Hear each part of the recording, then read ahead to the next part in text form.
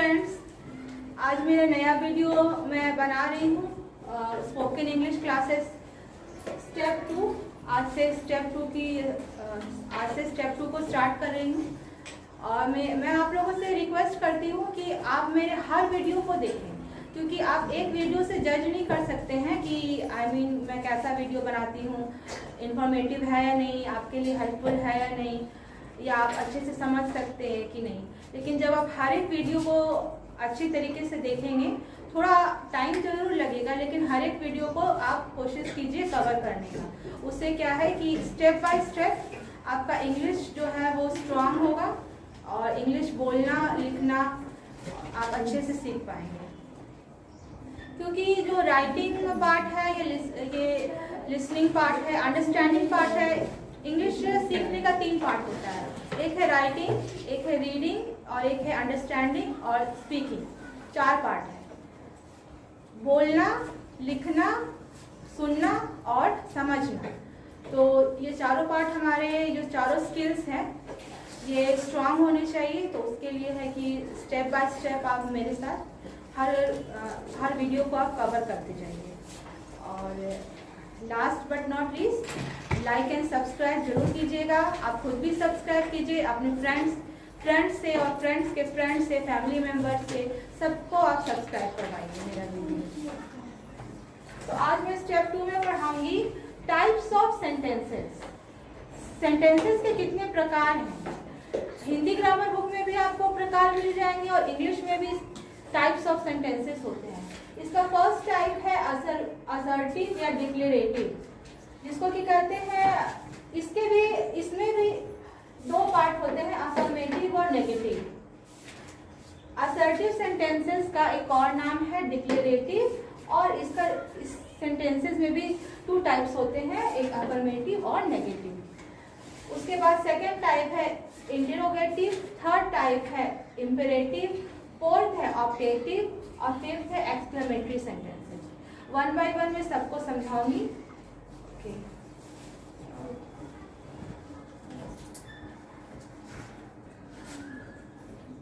पिछली क्लास में हमने पढ़ा था टू बी वर्ब और टू हैव बीन वर्ब। तो आज हम टू बी से बनाएंगे टू हैव बीन, और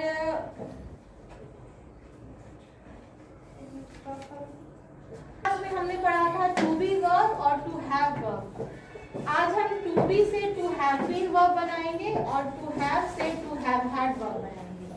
तो पहले हम टू हैव बीन वर्ब को अच्छी तरह से स्टडी कर लेते हैं, उसके बाद हम टू हैव हैड पढ़ेंगे। तो to have been verb, to have been में सबसे पहले सब्जेक्ट लिखते हैं, फिर अगर सिंगुलर वर्ब है तो हैज, प्लूरल है तो have, been plus object plus since या फॉर, सिंस या फॉर दोनों में से एक लगाते हैं, प्लस टाइम। अब मैं एग्जांपल्स के थ्रू समझाती हूँ। देखिए, आई एम इन मुंबई, मैं मुंबई में हूँ, ठीक है। I have been in Mumbai for 10 years, मैं मुंबई में 10 साल से हूँ। I have been in Mumbai for 10 years, मैं मुंबई में 10 साल से हूँ। और I have been in Mumbai for 10 days, मैं मुंबई में 10 दिनों से हूँ।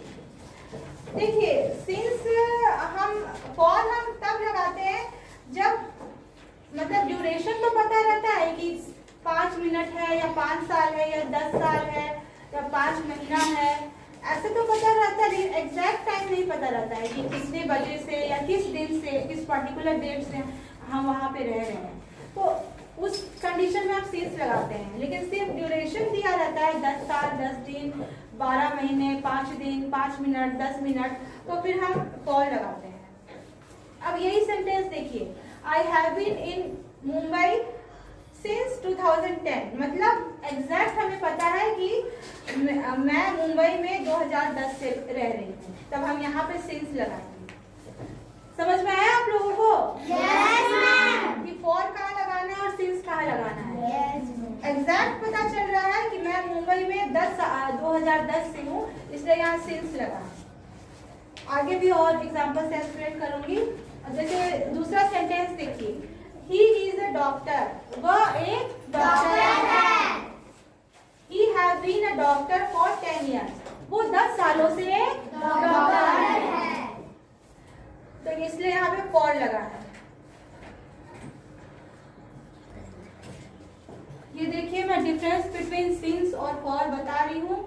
सिंस में पॉइंट ऑफ टाइम रहता है, एक एग्जैक्ट पॉइंट ऑफ टाइम रहता है, जैसे कि 2010 या कोई ईयर या संडे मंडे या फिर जनवरी फरवरी या फिर 3 PM या 6:30 AM, ऐसे टाइम का एक एग्जैक्ट पॉइंट रहता है।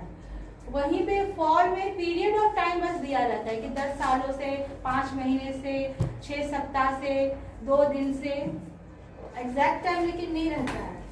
और सेकेंड टू सेंचुरी, ये period of time second to century के बिटवीन आता है। मीन्स सबसे स्मॉलर जो यूनिट ऑफ टाइम है वो क्या है? सेकेंड है। सबसे स्मॉलेस्ट यूनिट ऑफ टाइम क्या है? सेकेंड। सेकेंड से क्या बनता है? मिनट। मिनट से क्या बनता है? आवर्स। आवर से क्या बनता है? आवर से एक डे बनता है ना? डे बनता है। फिर डे से क्या बनता है? वीक। वीक से क्या बनता है? मंथ। पहले मंथ बनता है, उसके बाद मंथ से ईयर बनता है। ईयर्स में जब 10 ईयर्स हो जाता है तो उसको डिकेड बोलते हैं, और जब 100 ईयर्स हो जाता है तो उसको सेंचुरी बोलते हैं। तो यहाँ मैंने कवर किया ना, from second to century cover किया। पता है ना आप लोगों को सेकेंड से सेंचुरी कैसे बनता है? तो इस सेकेंड से सेंचुरी के बीच का कोई भी ड्यूरेशन हो, ठीक है, चाहे वो कोई सेकेंड ही हो या मिनट हो या जनवरी मतलब सॉरी या मंथ हो या ईयर हो, वो उसके लिए हम फॉर का यूज करेंगे। अब देखिए यहाँ पे एग्जाम्पल है, एक थोड़ा यूनिक एग्जाम्पल भी बताती हूँ। देखिए, ही इज माई फ्रेंड, वह मेरा दोस्त है। He has been my friend since childhood. देखिए चाइल्डहुड जो है एक अपनी जिंदगी का, एक लाइफ का एक पर्टिकुलर ये होता है, पर्टिकुलर टाइम होता है, एक बचपन का जो वो है। तो यहाँ पे एक पर्टिकुलर पॉइंट ऑफ टाइम की बात की जा रही है, चाइल्डहुड। तो इसलिए यहाँ पे क्या लगा है? सिंस लगा। सिंस। वह मेरा दोस्त बचपन से है। अब भी पढ़ चुके हैं, तो अब नेक्स्ट हम लोग पढ़ेंगे to have. To have verb. To have से हमें बनाना है टू हैव हैड। अब देखिए, टू बी मीन्स मतलब होता है होना, जैसे कि I am a girl, he is my friend, मैं एक लड़की हूँ, वो मेरा दोस्त है। और टू हैव का मीनिंग होता है मेरे पास कुछ होना, मेरे पास कार है, बंगला है, कपड़े हैं, तो वो होता है मेरे पास एक दोस्त है, वो होता है टू हैव। तो टू बी से हमने बनाया था टू हैव बीन, और टू हैव से हम बनाएंगे टू हैव हैड। अब ये टू हैव हैड में क्या लगाना है, तो उसका ये स्ट्रक्चर है। इसका ये है सब्जेक्ट प्लस हैज या हैव, सिंगुलर के साथ हैज, प्लूरल के साथ हैव, प्लस हैड लगाना है इसमें।